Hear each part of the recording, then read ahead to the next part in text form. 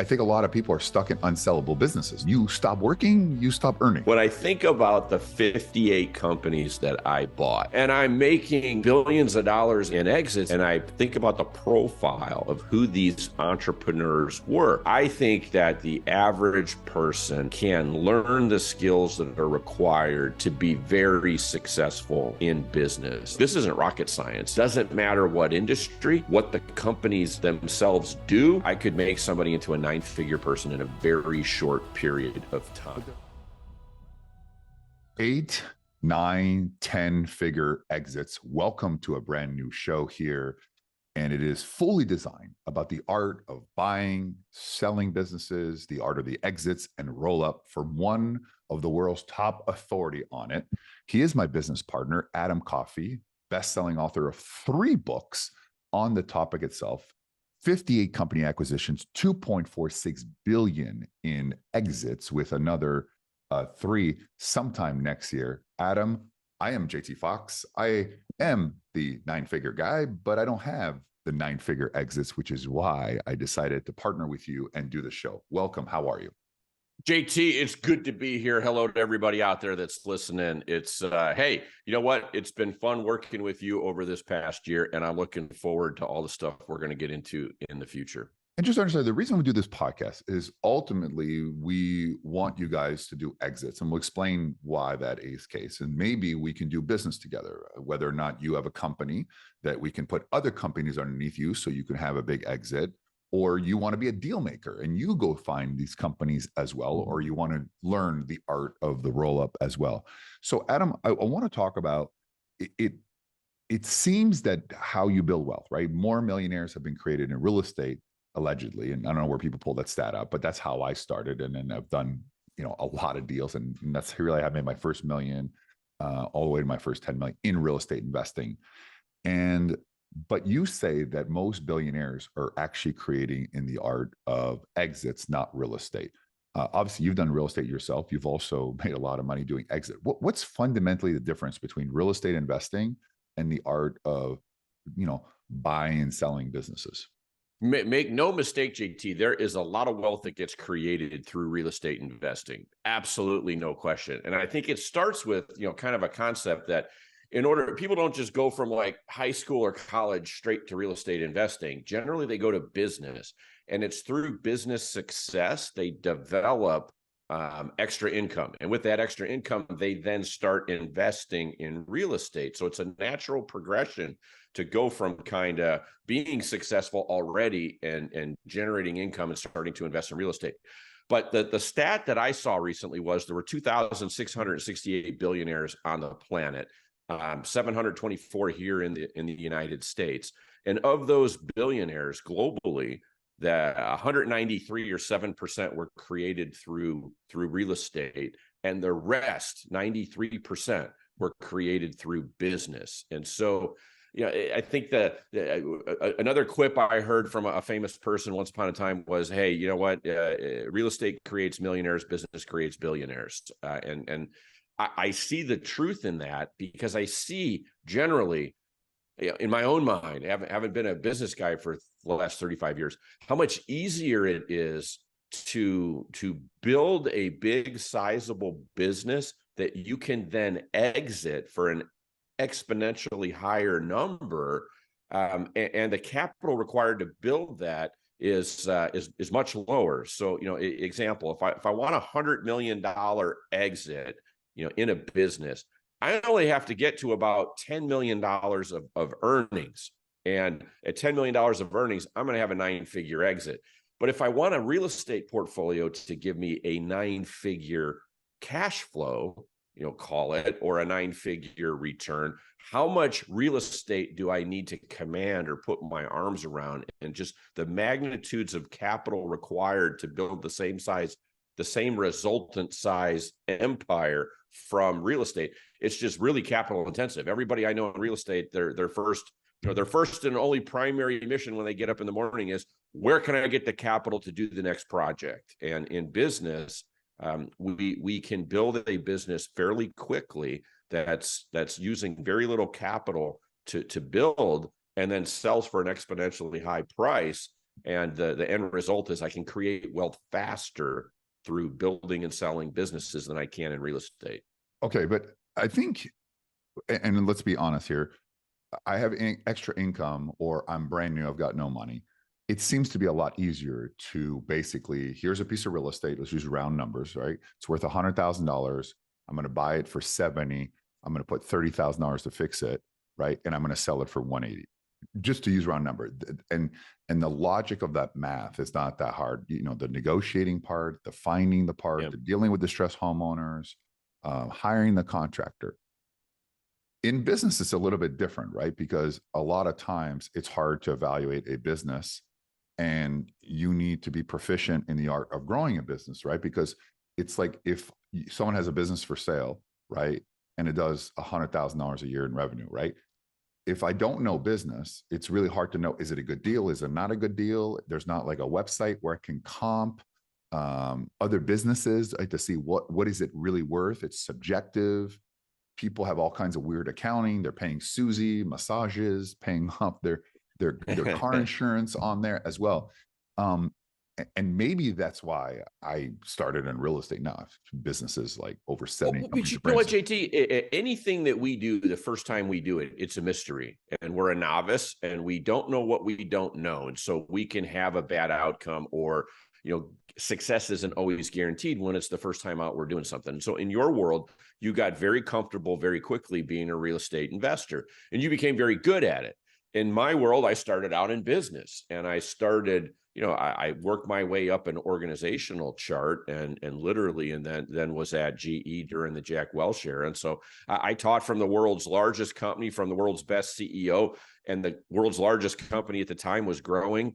And it was doubling in size every 2.8 years. I mean, I learned I didn't know what I was doing when I started, but certainly over time, we become experts in what we do. So if you take, call it your experiences in real estate, my experiences in business, you put them together, we went up different paths, but we each became experts in our respective fields through experience. Well, and I think what this podcast will do is try to share some of those learnings, and that experience with the broader audience out there that engages and listens.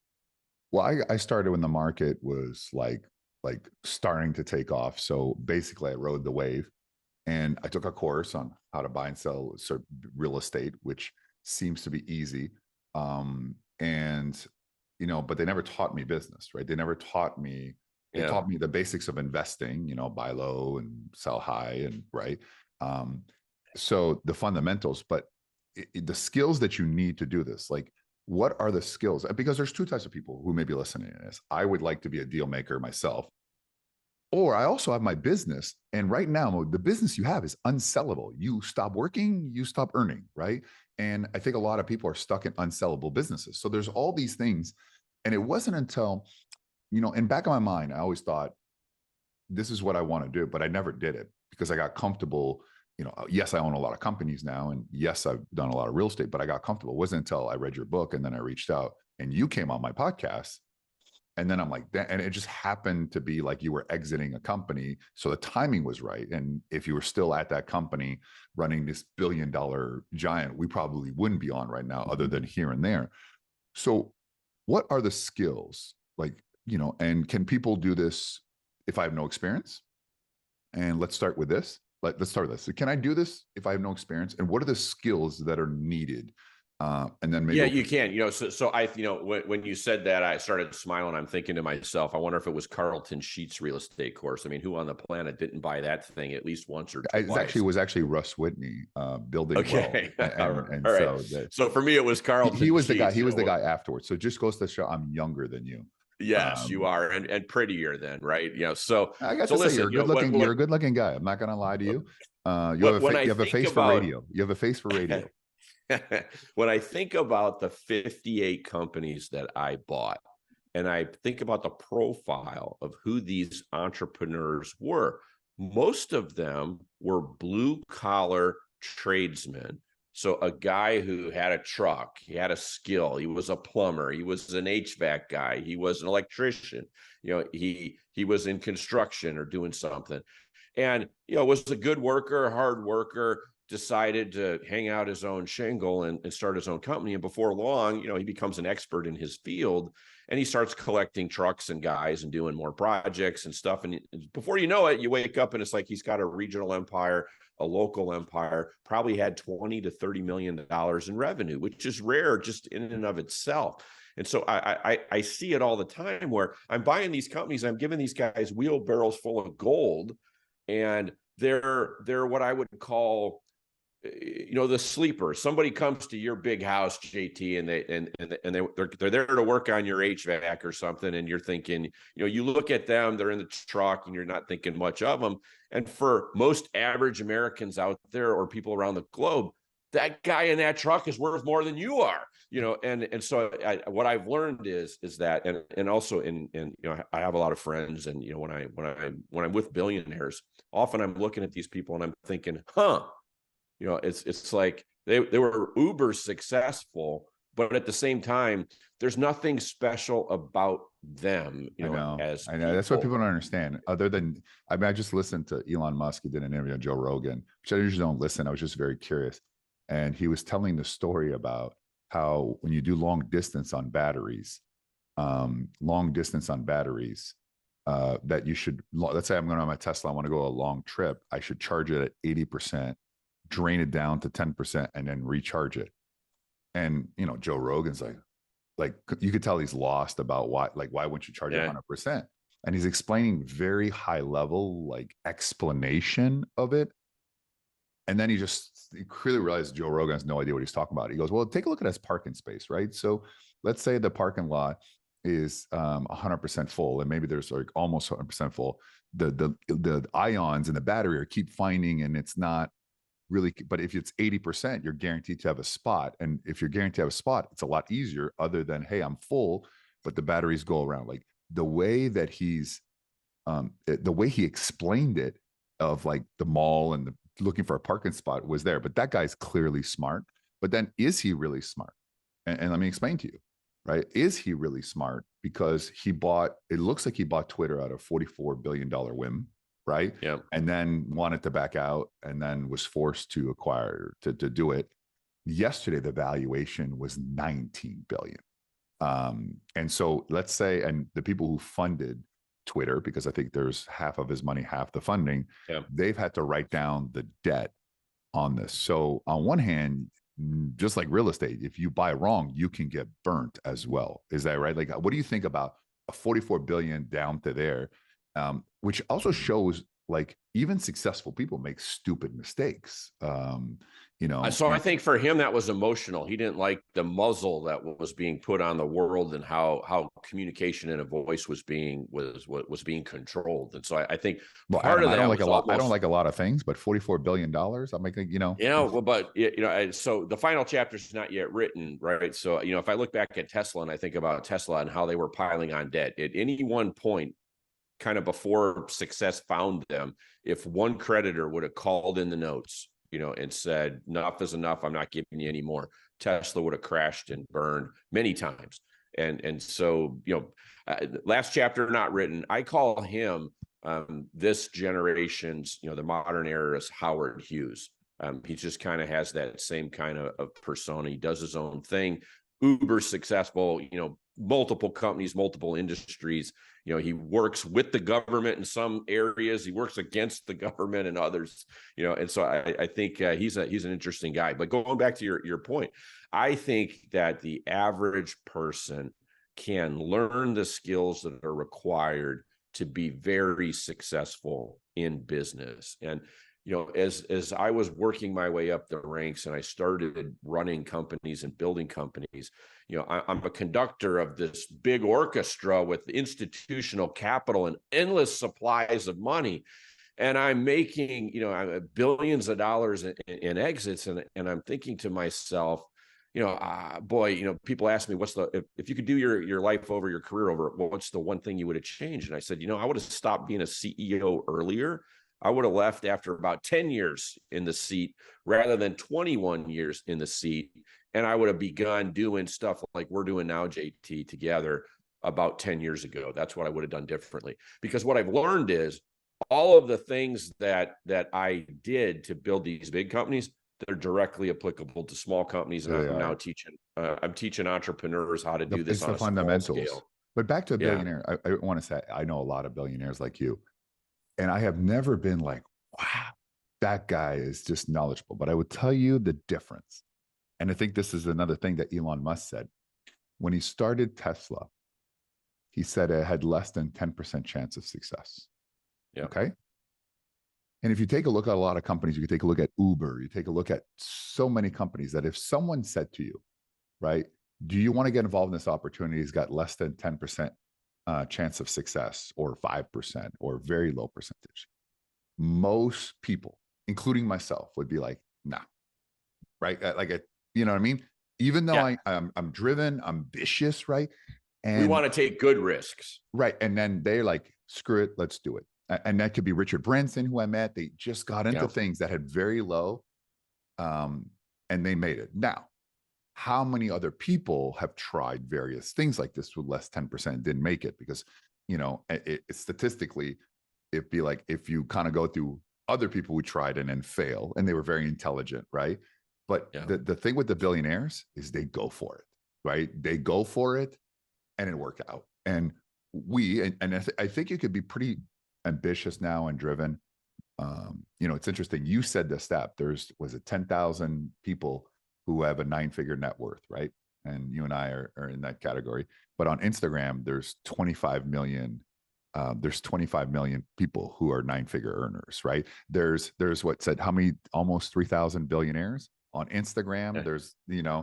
There's probably 10,000 people that are billionaires, right? So nothing is really real, but the ability going for it. And I think people listening to this podcast and learning how, if you have a company, how you can exit by putting companies around it and merging it or scaling it to the right number, or you want to be a deal maker, like also you and I do, putting deals together. The fact that they can learn now, right? And that's my big regret. You said 10 years ago, I should have done this 10 years ago, right? But we get stuck into a path, right? We get stuck into a path, um, you know, and we just kind of like, and you're making money and you're always thinking, what if? And I think that's why people get stuck into a box and they settle. Would you agree with that? Yeah, I think for most people in life in general, it's like, the one thing we can't buy, no matter how wealthy you are, is we can't buy time. We have a finite amount of time that we're here. Our careers have a finite length. And so when we're in our prime, every day that we waste in a dead end job or by being a dreamer and not actually being a doer, we are losing an opportunity to get somewhere quick. And so as I've gotten older, it's like to me, it's like I work on a very compressed timeline. I look at business and buying companies, putting them together, selling them, exits, doing that. And it's like my horizon just gets much shorter. It's like, look, this isn't rocket science. If you just pretended that you had unlimited capital, I mean, I could make somebody into a 9-figure person in a very short period of But time. there is not unlimited capital. That's the thing. There Well, is out there, but whether people are going to get it or not is different, right? It could be seen, and that's why I so think because of that, JT, because there's not, or because it's harder for some people to raise capital, it adds the time component. My point was simply that in a few years, properly funded, I could create 9 figures in net worth and wealth. It's a very quick process to do when capital is unlimited. When capital is your constraint, then the journey becomes longer. and that's why I think real estate right Yeah. now, I've done a lot of deals. I think real estate's in trouble in general, and it will be for the couple of years. We know in the commercial deals there'll be tons of opportunities, but people are returning keys to banks, right? They're saying, "Here, I can't afford the building anymore. It's lost value. Here are the keys." It'll be very interesting because a lot of these big deals, these big commercial deals, are what's called non-recourse, right? So if it doesn't work out, you're not personally on Yeah. the hook. And that is why now with a lot of banks, with people that are current, right? Let's say you have a $1 million building, right? And you owe $700,000 on it. And what's happening is you have $300,000, 300,000 in equity is pretty good, right? And then multiply that if it's $100 million deal, right? So just for numbers purposes. Well, banks are now saying, hey, your loan is up. They're not giving you a high rate at 700,000. What they're saying is you need to bring $150,000 to the table at closing and you're going to pay a higher rate. So they're asking to pay people down. And so if people were not liquid and they took money to pay Peter, to pay Paul, and they're like, that's in trouble. And I think banks now are like, yep, no problem, I'll fund your deals, but you need to come up with 45% down or 40% Yep. down. And you say the problem with real estate is very capital intensive. Yet, unlike 2008, there's not, like, we had no money back in 2008 when there's a crash, right? Liquidity was an issue. Now it's quite the opposite. There's so much money sitting on the sideline and they want to put into something, but now they're like, I want to put into business. Is that a fair assessment? And why do they want to now put into businesses? And you talk to, thousands of private equity that why are they putting it in businesses rather than real estate? Because the returns are there, right? Can you give us an example? Give us an example. From a business Yeah, perspective, for like what the returns are there. So take it through. yeah. You're in a board meeting, and what we can put money in real estate and distressed assets, or we can put it in businesses. Sure. So I mean, if I look at private equity as an asset class, just over the last 30 years, we've gone from like $800 billion in assets under management to over $5 trillion. The average return on a PE fund is doubling the S&P 500. So because the returns have been there, capital has migrated there. You used to have capital, with no interest. We were in a zero rate interest, environment for a very long time. So you either had your money in the stock market, you put it in real estate, or what else do you do with it? And so, this private equity asset class, which has been blessed with all this growth over the last 3 decades, it's really generated the returns. And so more and more money keeps flooding into it because it's an asset class that's still paying back. And so if you look at kind of a typical type of profile, so the last empire that I built, in 27 months, JT, in 27 months, I bought 8 companies, put them together on top of my platform, and the investors got a 4x multiple of invested capital and a 56% IRR. So I buy 8 companies that are smaller. The smaller companies are worth less. I put them together. I stick them on top of my platform, which was a company that had a couple $100 million in revenue. And then I improve it. I get it to grow organically, to get it to improve. I'm a turnaround guy. It's growing, it's getting bigger, and it's climbing the PE pyramid. And as it's climbing up, as a company gets bigger, it becomes rarer. And I talk about this before, but there's 33 million small companies just in this country. I don't have stats for the world, but for the world on top of this pyramid of capital, you've got only 3,000 companies on the planet that have got $1 billion in revenue. So as we build a bunch of small companies and make them bigger, they become rare. And you've got all this institutional capital that has to put money to work. And so I'll call it a buyer's market at the bottom, because there's so many small companies, not enough buyers. 80% of people who want to sell a company never find a buyer. As you said in the beginning, in the intro, they stop working, the income goes away, the company just fades into oblivion. And if you aggregate these small companies that you pay little for, relatively speaking, build them into a bigger company, they've gone up above this pile of small companies, and they've now become a rare asset. They trade at a much higher price. So I buy these companies, on average, I'm paying 5 times the earnings to buy them. And then when I sold the first time, it's 14 times the earnings, which means for every $1 of earnings that I bought and paid $5 for, I got $14 as a return. And so literally I make $9 for every $1 I buy of earnings. That's my profit. And that doesn't include then organic growth and margin improvement and other things. And so the returns are just there. And as a result, this behavior, it also accelerates. So the first 3 years, I'm there for 5 years. The first 3 years I'm there, I buy 8 companies. The last 2 years I'm there, I buy 15 companies. I'm accelerating the pace of buying companies because I'm getting better at it. I'm building in the company. I walk in the door, the company doesn't have any experience or expertise buying stuff. By the time I'm gone 5 years later, I've got like 6 professionals that do nothing but deals all day long as employees inside the company. I've taught the company how to now do it. And so it's got an institutional capability built in. And now it just starts. It's like I'm priming a pump, and it's slowly, nothing's coming out of the spigot, and eventually the water starts flowing, and then it just keeps on flowing.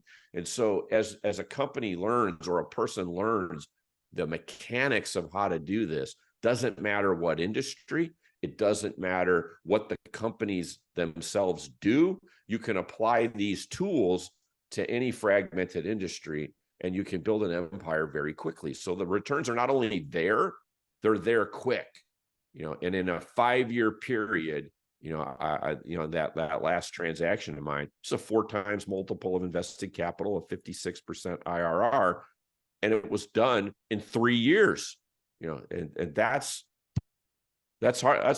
That's hard to do, and that's what people are doing in businesses when they're buying and building. And sometimes they don't know that what's actually happening. They're just there growing their business, and they're adding trucks, and they're expanding their footprint. They don't really have the theory or the mechanics around what they're doing. They're just kind of doing it and getting rewarded for it. So what I do is I teach them how to do it and the science behind it, so that they get it, and then they can do it much faster.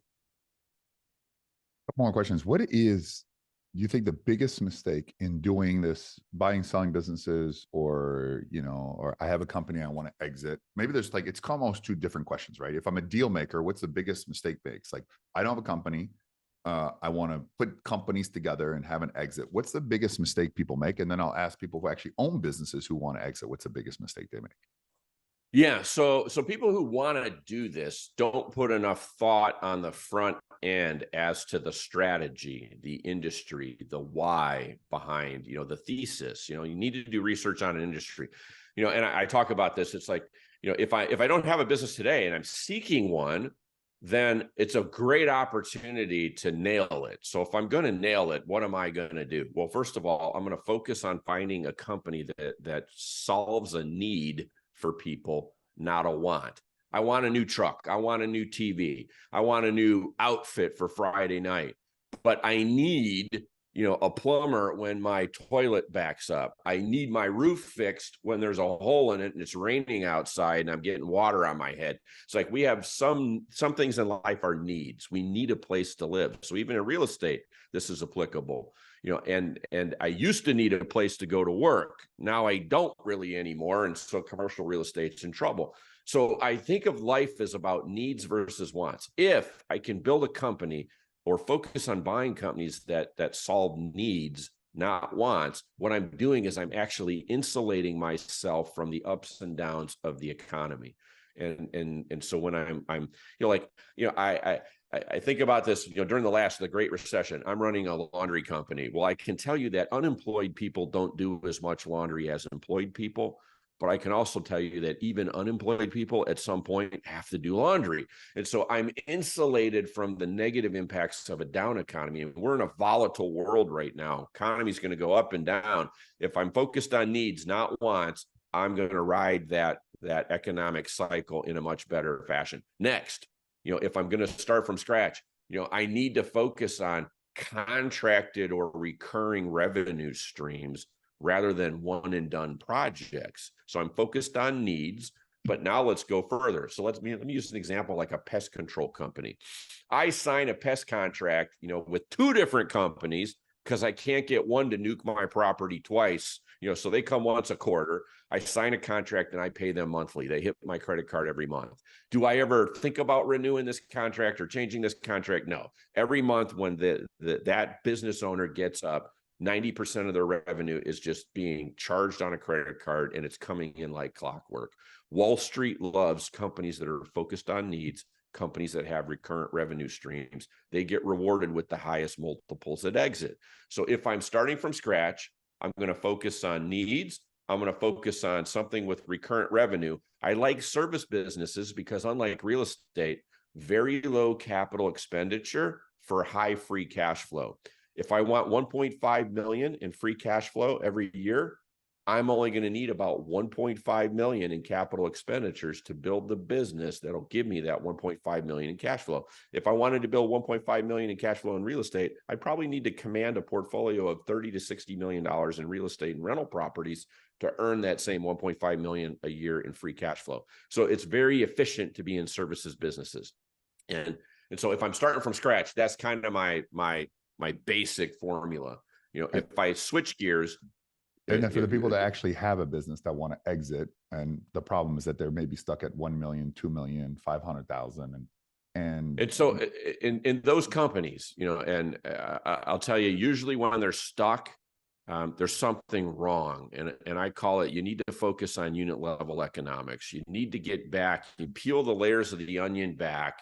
You're at some point, God bless you if you hit 1 million, because you're only 7% of these small businesses ever hit 1 million. So bless you for that. However, if you're not liking the profit that you've got, before you worry about getting bigger, let's not scale something that's not working and hope that with more revenue will come more profit, because that's not really the smart way to do this. What we want to do is kind of stop, peel back the layers of the onion, look at the business, look at the unit level economics. And I created this rule. I call it the 30-20-10 rule.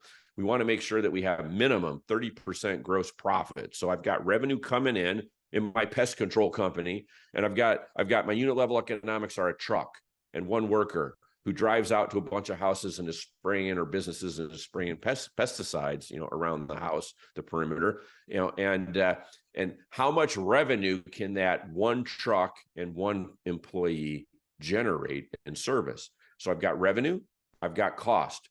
Below that level right there, just what's the cost to service that revenue? I need at least 30% gross profit. If I can get that, if I don't have that, then stop growth. Focus on that. I need to charge more money for my product or service. I need to lower my operating cost, at the direct level. And once I get that to at least 30%, now I go to the 30-20-10. So the 20 is I look at my back office, my SG&A, my customer acquisition, the sales process, the answering the calls, the dispatching, the routing, all that, paying myself. I'm a boat anchor, I'm overhead. I got to keep SG&A at 20% or less. Why? Because I must have minimum 10% net profit. So I go into, and you and I have had this conversation before. Famous billionaire calls me up, come see me. I fly over and see him. Big ass company, been around America for over 100 years. It's broke, Adam. Nobody seems to know how to fix it. What can you do? And I'm like, how do you fix world hunger? And I'm like, I don't. I don't need to fix world hunger. I don't need to fix this multi-billion-dollar thing.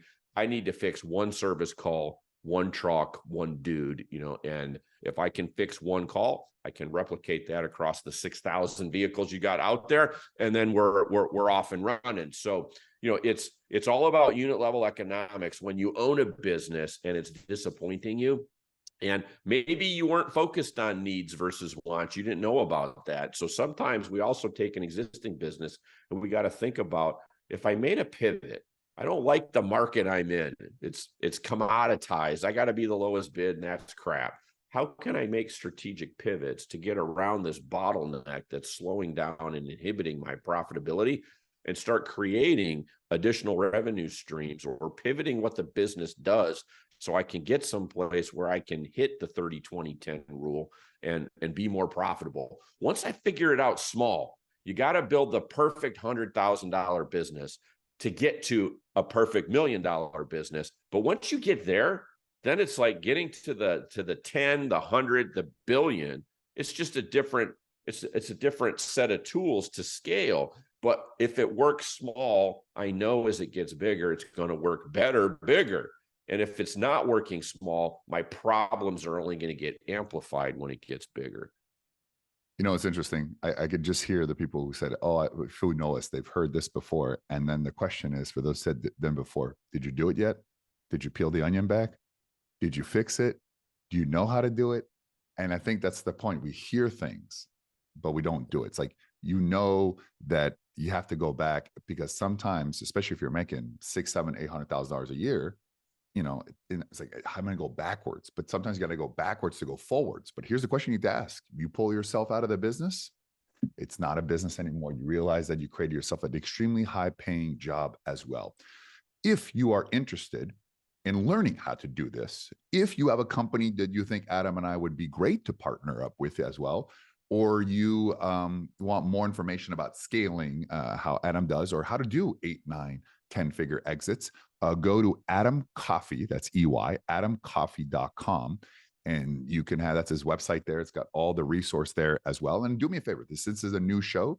If you think that this is good, please share it to somebody else. Let's get the word out. And the more you guys share, the more shows we will do. So this is our first one. Hopefully we'll do a lot more, but it's dependent on whether you share, you like, you comment. If you're on YouTube as well right now, like, subscribe. If you are listening on a podcast, please leave it a review. And that's how we grow, right? And I think part of being in business is to add value, right? So we give you this for free. And by the way, the only time we can do it, 6 a.m. in the morning for us. And the only time either of us has who does a podcast at 6 o'clock in the morning with the same energy? Because that's the only time slots we have there as well. So Adam, any final words for our first podcast together ever? No, I appreciate everybody out there who listens to this, and stay tuned.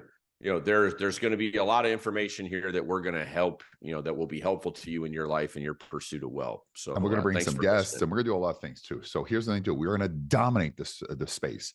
Whether you want to be a deal maker or you want to exit your company to a 9, 10-figure or even 8-figure as well. So thank you very much, everyone. Maybe we'll go over the economics of that on our next show. Thank you very much. Our first show. I first interviewed you. Now we did our first show together. We shall see you on the next time. Appreciate everyone being on.